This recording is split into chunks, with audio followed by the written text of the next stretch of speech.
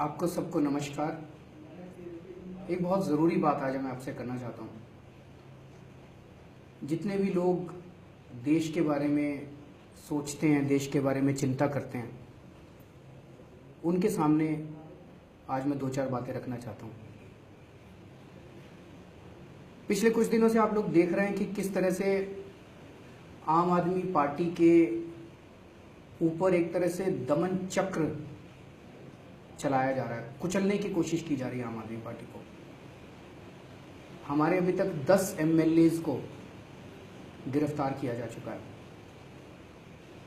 एक एमएलए के यहाँ इनकम टैक्स की रेड करा दी। हमारे 21 एमएलएज को झूठा सच्चा ऑफिस ऑफ प्रॉफिट कह के 21 एमएलए को डिस्क्वालीफाई करने की कोशिश की जा रही है। हमारे एक एमपी भगवंत मान को सस्पेंड कर दिया इन लोगों ने। तो पूरी तरह से एक तरह से दमन का चक्र है। सीबीआई की रेड करा दी, एंटी करप्शन ब्रांच रोज झूठे सच्चे केस, सत्येंद्र जैन की इंक्वायरी करा रही है, मनीष सिसोदिया की इंक्वायरी करा रही है एंटी करप्शन ब्रांच इनकी। तो मैं ये सोच रहा था कि ये सब क्यों हो रहा है। कुछ लोग कहते हैं, मैं रोज कहता हूं मोदी जी करा रहे हैं, मोदी जी करा रहे हैं। कुछ लोग कहते हैं अरविंद आप तो रोज ही खड़े होकर मोदी जी का नाम ले लेते हो, इसमें मोदी जी थोड़ी करा रहे हैं। मैं ये समझना चाहता हूं, income tax department, Delhi police, CBI, ये इतने सारे डिपार्टमेंट एक साथ पीछे पड़े हैं। इनके ऊपर कोई तो मास्टरमाइंड होगा जो करा रहा होगा। वो मास्टरमाइंड कौन है? अमित शाह है, मोदी जी हैं, पीएमओ हैं, ये सब एक साथ हैं। मोदी जी के कहने पे अमित शाह जी करा रहे हैं, पर हो वहीं से रहा है। तो मैं ये सोच रहा था वो क्यों करा रहे हैं, क्योंकि इसका कोई रीजन समझ नहीं आ रहा। इसका बड़ा नेगेटिव असर पड़ रहा है। जनता कह रही है जी ये तो ठीक नहीं हो रहा, ज्यादती हो रही है, अब तो कुछ ज्यादा ही हो गया। तो जनता में नेगेटिव परसेप्शन जा रहा है। फिर मोदी जी क्यों करा रहे हैं? तो जो लोग अंदर के लोग बताते हैं कि मोदी जी बिल्कुल बुरी तरह से बौखलाए हुए हैं हम लोगों को लेकर, बहुत ज्यादा बौखलाहट में है, गुस्से में है, बहुत ज्यादा गुस्से में है। और वो लॉजिकली नहीं सोच रहे इस बारे में, क्योंकि इसका कोई लॉजिक ही नहीं बनता। रोज एक एमएलए को पकड़ के, और जितनों के खिलाफ अभी तक एमएलए को पकड़ पकड़ के डाला है, 2 दिन में सारे छूट के बाहर आ जाते हैं। एक मामले के अंदर जरा सा भी कुछ साबित नहीं कर पाए, सारे छूट छूट के पकड़ते हैं, 3 दिन जेल में डालते हैं, फिर वो वापस आ जाते हैं। जिन जिन केसेस में ऑर्डर आए हैं उनमें कोर्ट ने जो लताड़ा है पुलिस को, जो लताड़ा है एजेंसीज को कि भाई तुम राजनीति कर रहे हो, एक भी केस में एक भी दोष साबित नहीं हुआ। तो ये क्यों कर रहे हैं? तो लोग बता रहे हैं बुरी तरह से बौखलाए हुए प्रधानमंत्री जी हम लोगों को लेकर, और वो दिमाग से काम नहीं कर रहे। क्यों बौखलाए हुए हैं मुझे नहीं पता, लेकिन अलग अलग लोग अलग अलग बातें करते हैं।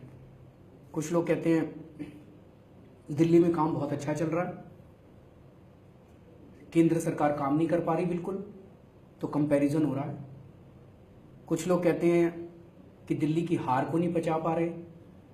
कुछ लोग कहते हैं कि गोवा में, गुजरात में, पंजाब में जो हमें समर्थन मिल रहा है उसको लेके बौखलाए हुए हैं। मुझे नहीं पता क्यों बौखलाए हुए हैं, लेकिन ये तो साफ साफ जाहिर है कि वो बिना सोचे समझे गुस्से में और बौखलाहट में ये सारे निर्णय ले रहे हैं।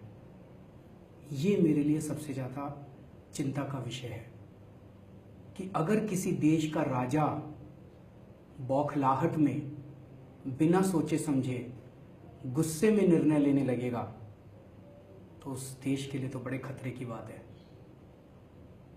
ये मेरे लिए सबसे चिंता का विषय है कि अगर प्रधानमंत्री जी इस तरह से बिना सोचे समझे गुस्से के अंदर निर्णय ले रहे हैं, तो पता नहीं और कितने मुद्दों के अंदर वो निर्णय ले रहे हैं। हमारे तो एमएलएस को पकड़ पकड़ के जेल में डाल दो, अब तो आदत सी पड़ गई है, रोज पकड़ते हैं, 3 दिन में बेल हो जाती है, बाहर आ जाते हैं, सबको डाल दो जेल में। इंपॉर्टेंट चीज़ वो नहीं है। इंपॉर्टेंट चीज़ है क्या देश सुरक्षित हाथों में है? Is the country in safe hands? कि अगर गुस्से में बिना सोचे समझे इस तरह के निर्णय लिए जाएंगे, ये देश के लिए बहुत खतरे की बात है। इसको जितना मैं सोच रहा हूं, मैं सो नहीं पा रहा। क्या यही कारण है कि नेपाल के साथ कितने सदियों की दोस्ती थी भारत की, उसका क्या हुआ? आज नेपाल के साथ रिश्ते बहुत अच्छे नहीं हैं। पाकिस्तान के साथ एक दिन आप हैप्पी बर्थडे कहने चले गए, आईएसआई को बुला लिया और उसके बाद आप उनको दोष देते हैं। तो ये एक दिन ये, एक दिन ये, एक दिन ये, एक दिन ये, कई सारे निर्णय ऐसे हैं जो हम देख रहे हैं कि बौखलाहट में बिना सोचे समझे लिए जा रहे हैं। ये देश के लिए ज्यादा खतरनाक बात है। दूसरी चीज, वो राजनीतिक सत्ता लेना चाहते हैं। कोई बुरी बात नहीं है, हर पॉलिटिशियन सत्ता लेना चाहता है, लेकिन सत्ता दो तरीके से ली जा सकती है। एक तरीका है अच्छे काम करो, जनता साथ देगी, जैसे हम लोग अच्छे काम कर रहे हैं, बिजली सस्ती कर दी, पानी मुफ्त कर दिया, स्कूल ठीक कर दिए, अस्पताल अच्छे कर दिए, किसानों के लिए कितना किया। अच्छे काम करो, जनता साथ देगी। वहां पे भारतीय जनता पार्टी, प्रधानमंत्री जी, मोदी जी हर फ्रंट पे फेल हो गए हैं, हर फ्रंट पे फेल हो गए हैं। जितने उन्होंने मैनिफेस्टो में चीजें लिखी थी, एक भी चीज पूरी नहीं कर पा रहे। सारे देश के अंदर हर तबका नाराज है, व्यापारी नाराज है, लोगों का व्यापार खत्म होता जा रहा है, स्टूडेंट्स नाराज हैं, दलित नाराज हैं, माइनॉरिटीज नाराज हैं, किसान नाराज हैं, ज्वेलर्स नाराज हैं, हर तबका, यूथ नाराज है, हर तबका नाराज होता जा रहा है। महंगाई इतनी ज्यादा हो गई, लोगों के धंधे बंद होते जा रहे हैं, तो हर फ्रंट पे फेल होते जा रहे हैं। दूसरा तरीका क्या है सत्ता लेने का? कि आप अपने विरोधियों को कुचल दो। जब विरोधी नहीं बचेंगे तो सत्ता आपके पास रहेगी। अब वो करने लग गए हैं। उन्होंने एक एक करके सारी पार्टी वालों को कुचल दिया। कभी देखते हो कांग्रेस की हिम्मत है आवाज उठाने की? किसी दूसरी पार्टी की हिम्मत है आवाज उठाने की? हर एक को कुचल दिया। जितने आंदोलन हो रहे हैं,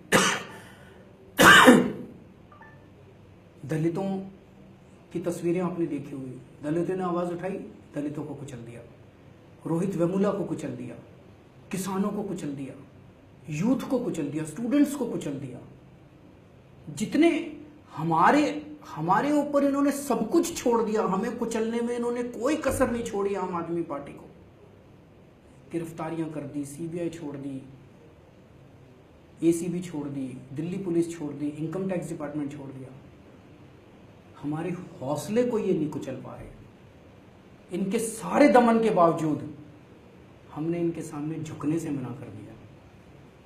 अब इनको ये समझ नहीं आ रहा ये क्या कर रहे हैं। इसी वजह से ये बुरी तरह से बौखलाए हुए हैं, गुस्से में हैं, हताश हैं। मैं